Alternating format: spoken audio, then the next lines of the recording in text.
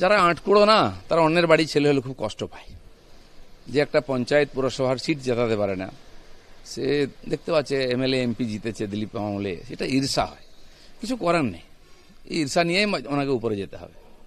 Social মিডিয়ায় ভরে গেছে আপনার বিরুদ্ধে বিক্ষোভ, বিজেপির বড় বড় নেতারা দিচ্ছেন সোশ্যাল মিডিয়ায় প্রকাশ্যে। আমি বলছি বেশিরভাগ তারাই যারা টিএমসিতে থাকতে আমাকে কালো পতাকা দেখাতো, রোজ বিক্ষোভ দেখাতো, বিজেপিতে এসে গেছে কিন্তু অভ্যাসটা ছাড়তে পারেনি।